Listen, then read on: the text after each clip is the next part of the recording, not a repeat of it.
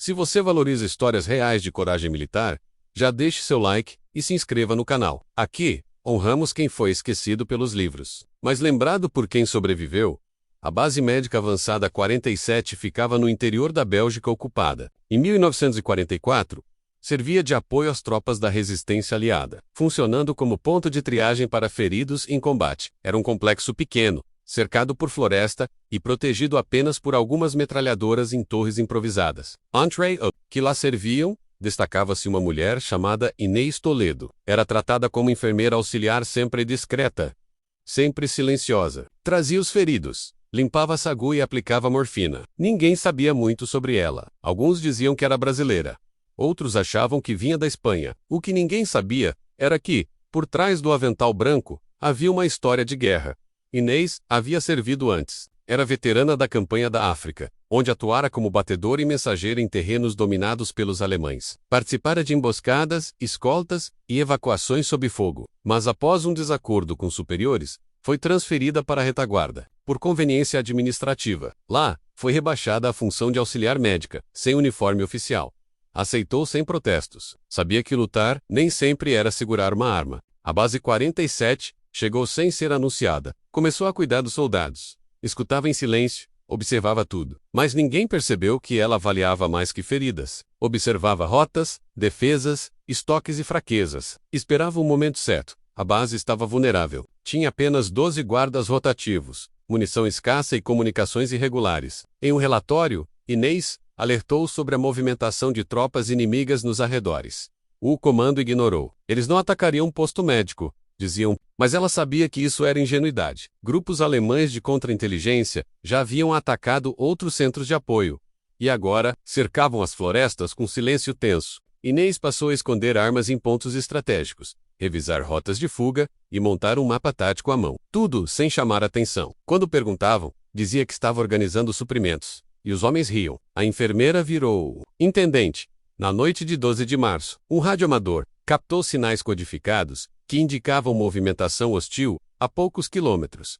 Inês tentou avisar novamente. Precisamos reforçar os portões. Os oficiais hesitaram. Você é enfermeira, não comandante. Ela calou. Mas aquela noite, dormiu armada. Quando o primeiro tiro ecoou às 3h17, não foi surpresa para ela.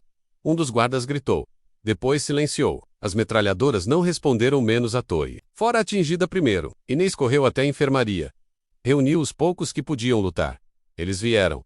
Não há tempo. Assumiu o comando, sem esperar autorização. E ali, entre frascos de éter e macas sujas, começou a verdadeira batalha. A primeira linha de defesa improvisada foi feita com macas viradas, tambores de suprimento e camas metálicas. Inês posicionou os atiradores mais jovens atrás da cozinha, onde o terreno dava leve vantagem. Pegou sua velha pistola, a mesma da África, e distribuiu rifles escondidos. Os primeiros invasores foram repelidos com tiros secos e granadas improvisadas. O inimigo não esperava resistência. Acreditavam que ali só havia médicos. Mas Inês conhecia a linguagem do fogo. Dava ordens curtas, precisas. Quando um soldado hesitou, ela gritou: "Se morrer aqui, morre em pé." O jovem obedeceu. Isso previ. A liderança dela não vinha de posto, vinha da alma. As horas seguintes foram caóticas. O inimigo tentou cercar a base. Inês dividiu os sobreviventes em grupos de 2. Cada dupla cobria um setor, enquanto ela percorria os corredores dando ordens e reforçando moral. Lançou coquetéis Molotov pelas janelas da ala norte. Instalou armadilhas improvisadas com seringas, fios de cobre e bisturis. Os alemães avançavam, mas cada metro lhes custava sangue. L5H2O. A cozinha foi invadida. Inês combateu corpo a corpo com o oficial inimigo, usando uma faca de campo. Venceu, mas saiu ferida no ombro. Não parou, apenas amarrou o corte. E continuou a comandar. Os soldados passaram a chomelar de capitão, mesmo sem insígnia. A comunicação estava cortada. Sem reforços, sem evacuação. Apenas 15 soldados vivos, dos 34 originais. Inês reuniu todos, no centro da base, e explicou o plano final. Recuar para o porão, montar a última linha de defesa, e queimar os documentos sigilosos. Todos a ouviram em silêncio. Nenhuma objeção, nenhum protesto. Quando perguntaram se sobreviveriam, ela respondeu: "Não sei, mas enquanto tivermos balas, não morremos calados." Reforçaram as portas com metal, colocaram armas em pontos, fixos e se prepararam. A ofensiva final do inimigo veio com fúria. Mas ali, no porão de um posto médico, a enfermeira virou bastião. A luta durou até o nascer do sol. Sem munição pesada, usaram tudo o que tinham. Bisturis, agulhas, barras, de ferro. A base estava em ruínas.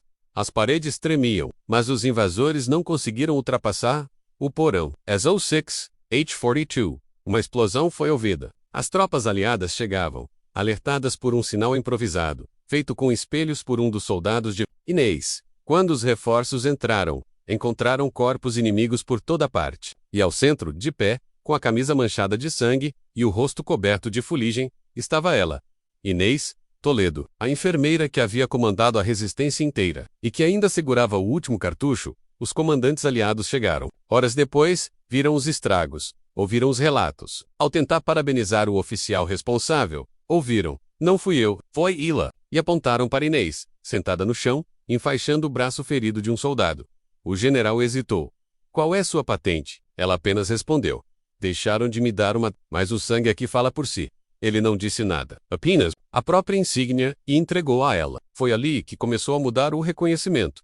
Mas ainda havia resistência. Muitos diziam que era exagero, que era invenção. Mas a base destruída era real. Os corpos, reais, e o comando dela, inegável. Nos dias seguintes, relatórios foram escritos, depoimentos colhidos. Mas nos papéis oficiais, o nome de Inês aparecia como auxiliar médica em serviço durante ataque.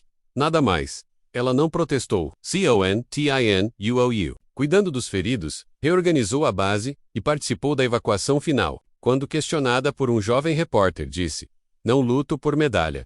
Luto por quem está do meu lado." A frase correu pelos acampamentos como pólvora. Inês se tornou símbolo, informal, mas poderoso. Os soldados pintaram seu nome nas paredes das novas barracas, e todos sabiam. Se um dia fossem atacados novamente, queriam Inês ao seu lado. A enfermeira, a comandante, a fortaleza de um posto que ninguém conseguiu tomar. Se ainda não deixou seu like, agora é a hora. Inscreva-se no canal para mais histórias de coragem militar e heróis esquecidos. Aqui, a memória é trincheira. Após a evacuação da base 47, Inês Toledo foi transferida para um hospital de campanha em Lyon. Lá, voltou a exercer a função de enfermeira. Agora com mais respeito menos, mas ainda sem patente. Os soldados feridos ao vê-la, pediam para que ela contasse a história da noite em que resistiu sozinha ao ataque. Ela não gostava de falar sobre aquilo. Dizia apenas: "Foi o que precisava ser feito." Mas seus feitos circulavam pelos acampamentos como lenda viva. Chamavam-na de a enfermeira do último tiro. Alguns oficiais tentaram minimizar a narrativa. Diziam que era exagero de soldados traumatizados. Mas o que Inês fizera não podia mais ser apagado. Enquanto os altos comandos ignoravam, um correspondente de guerra francês chamado Louis Durand resolveu investigar. Visitou a base destruída, entrevistou sobreviventes, documentou os estragos. Suas reportagens foram publicadas em jornais aliados, com manchetes como: "O dia em que uma mulher segurou uma base sozinha e comandante sem insígnia." A história de Inês. As matérias se espalharam. Cartazes com a imagem dela começaram a aparecer nos alojamentos. Alguns mostravam ela de farda improvisada, segurando um rifle e com um braço enfaixado. A figura da enfermeira virou símbolo de resistência silenciosa. E sem querer, Inês passou de sombra à bandeira. Com a fama, vieram os convites para cerimônias e condecorações. Inês recusava quase todos. Preferia estar entre os feridos. Não os palcos. Mas um convite ela aceitou: visitar a nova base montada, no mesmo local da antiga. Chegando lá, foi recebida por veteranos que haviam lutado ao seu lado. Ao verem-na, bateram continência, não como saudação formal, mas como sinal de honra. Ela percorreu os corredores em silêncio, observando onde antes havia sangue e destruição. No antigo porão, agora restaurado, penduraram uma placa. Aqui, Inês Toledo defendeu a vida até o último tiro. Ela ficou alguns minutos em frente à inscrição.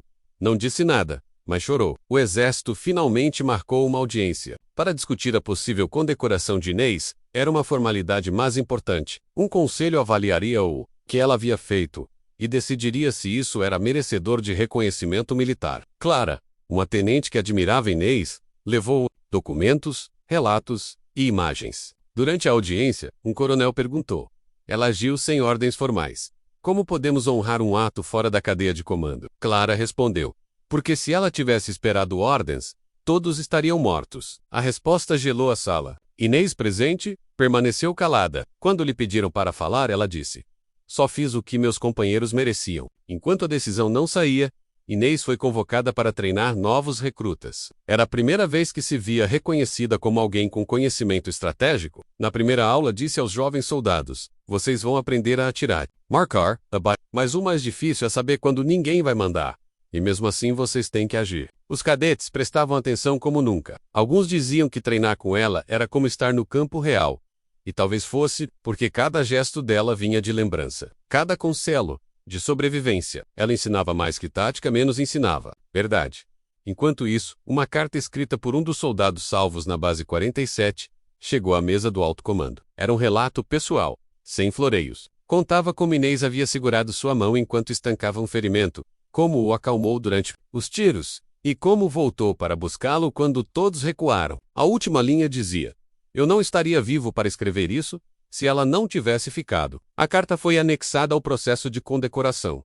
Mais soldados escreveram. Em poucas semanas, formou-se um dossiê com mais de 30 testemunhos. Não havia mais como negar. Ela lutou. E, mesmo sem ter sido chamada de líder, o reconhecimento veio, mas não como esperado. Concederam a Inês a medalha de atuação civil em zona de combate. Um prêmio menor, uma forma diplomática de homenagem lá, sem admitir que ela havia liderado uma operação militar. A imprensa ficou em silêncio, mas os soldados, não. Na cerimônia de entrega, nenhum oficial subiu ao palco, menos apenas os companheiros de base. Um deles colocou a medalha no peito de Inês, sem discurso. Depois, todos os veteranos fizeram continência ao mesmo tempo. Foi o momento mais solene da guerra para muitos deles, porque naquela hora, o respeito não vinha do topo, vinha das trincheiras. Com o fim da guerra, Inês poderia ter voltado à vida civil. Masrick disse que ainda havia soldados para cuidar, lugares para reconstruir e histórias para proteger. Tornou-se instrutora de primeiros socorros militares, mas também ensinava táticas de sobrevivência e resistência. Alguns cadetes diziam que ela era mais eficaz que qualquer manual. Outros, que bastava vê-la marchar para entender o que era disciplina. Mas o que mais marcava era sua humanidade. Ela tratava cada recruta como irmão, e todos a chamavam pelo mesmo nome, Capitã Inês, mesmo sem nunca ter recebido a patente oficialmente. Anos depois, uma cineasta ouviu falar da história e decidiu transformá-la em documentário. Entrevistou sobreviventes, revisou relatórios, reconstituiu o ataque à base 47. Inês participou com relutância, mas apenas para corrigir o que fosse mentira.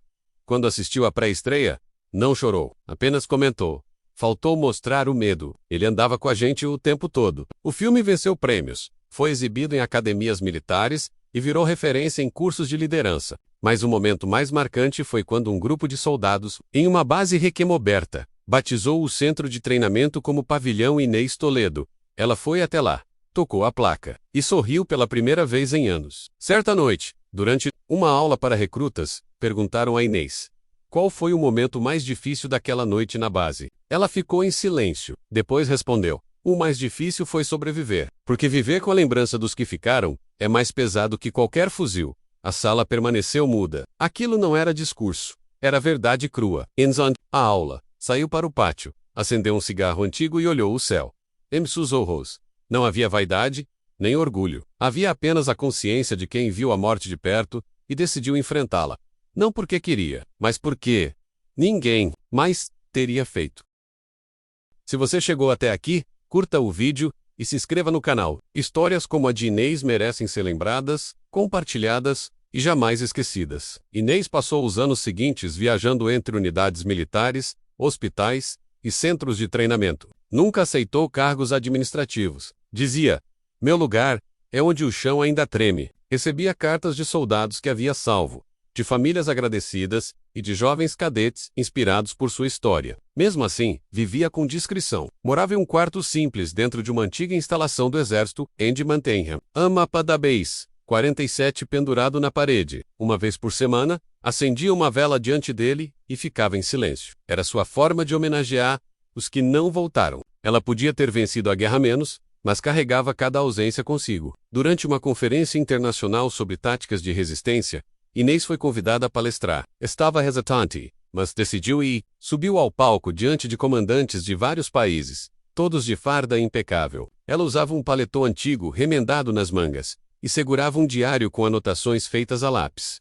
Sua fala foi curta. Disse: resistência não é manobra. É o que a gente faz quando não tem mais manual. E ainda assim, não desiste. O auditório ficou em silêncio. Ao fim da palestra, houve uma salva de palmas. Mas ela já havia deixado o palco. Nunca buscou aplausos, apenas escuta. Anos depois, um grupo de jovens historiadores decidiu montar um acervo sobre combatentes. Encontraram registros mínimos sobre Inês Quays, nada oficial. Mas bastaram 3 cartas de soldados sobreviventes para iniciar a pesquisa. Um deles dizia: ela era minha comandante, mesmo quando não se reconhecia comandante nenhuma. Quando visitaram Inês, encontraram uma mulher mais velha, mas com o olhar ainda firme. Ela doou objetos da base 47, mapas, bisturis e o coldre da arma que usou na noite do ataque. Pediu apenas que incluíssem os nomes dos que morreram ao lado dela. Não fui sozinha. Eles é que fizeram tudo possível. O acervo foi exposto em um antigo galpão militar. Chamaram-no de Sala da Resistência Não Reconhecida. O nome era provocativo e proposital. Dizia muito sobre a burocracia, que apaga histórias como a de Inês. O espaço ganhou visitas de escolas, veteranos e jornalistas. E pela primeira vez, a história da Base 47 entrou nos livros didáticos militares. Agora, ela era estudada, analisada, debatida, mas havia algo ainda mais importante.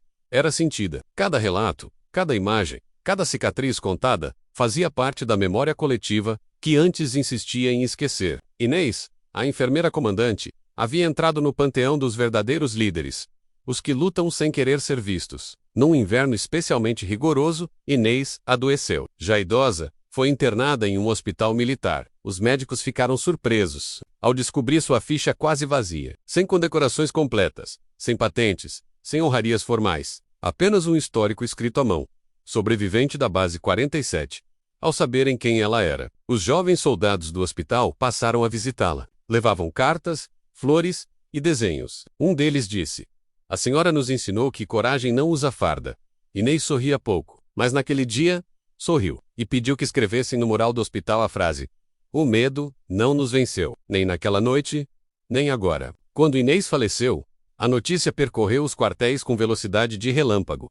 Não houve pronunciamento oficial imediato, mas as bases decidiram homenageá-la por conta própria. Em 17 unidades militares, soldados organizaram minutos de silêncio. Em outras, marchas simbólicas. E em uma base do sul da Itália, refizeram o trajeto defensivo da Base 47, usando os relatos do documentário como guia. Cada passo era uma forma de lembrar, e cada lembrança era um pedido de desculpa tardio, porque agora todos sabiam, ela tinha lutado. E lutado mais do que muitos que usavam estrelas no peito. No enterro, nenhum general compareceu. Mas soldados, médicos, jornalistas e cadetes. A cerimônia foi feita ao entardecer, com luz baixa e clima silencioso. O alodo da cova. Deixaram uma cruz simples com as palavras: aqui descansa a mulher que defendeu mais do que uma base. Defendeu uma verdade. Sobre o caixão, colocaram o diário de campo dela, ainda com cheiro de terra. Um dos soldados ergueu a mão e gritou: presente! Como se convocasse Inês mais uma vez. E o restante respondeu em uníssono: presente. Era como se a guerra naquele instante soubesse que havia perdido sua melhor inimiga. Meses depois, o documentário sobre Inês foi reprisado em Rede Nacional. A reação foi intensa. Grupos de veteranos protestaram contra o tratamento dado a ela. Um movimento chamado Justiça para Inês ganhou força. Reuniram assinaturas, exigiram revisão oficial. E, finalmente, o governo militar reconheceu o erro. Houve omissão em relação à atuação da combatente Inês Toledo, corrige-se o registro oficial. Capitã de campo, atuação comprovada em combate.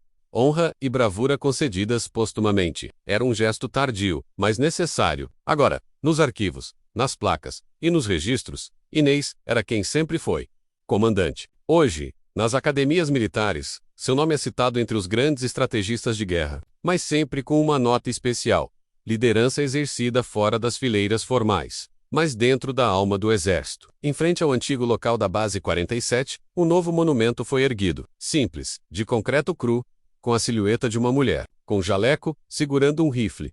Nenhuma farda, nenhuma estrela. Apenas as palavras: ela ficou. E porque ela ficou, muitos puderam voltar. Ali, veteranos se reúnem todo ano, não para celebrar, mas para lembrar, porque há nomes que não precisam de medalha menos apenas de memória. Inês Toledo não buscou glória, não pediu reconhecimento, mas sua história venceu o silêncio. De enfermeira relegada a comandante reverenciada, Ela mostrou ao mundo que o heroísmo não está nas insígnias, está na escolha de lutar quando ninguém mais se levanta. A base caiu, mas ela não. E hoje, toda vez que uma mulher entra em um quartel, ouve seu nome sussurrado nos corredores. Pensaram que era enfermeira, mas ela foi trincheira, foi escudo, foi líder, e em cada passo, cada instrução, cada marcha, vive o eco de quem atirou até o fim menos por todos nós.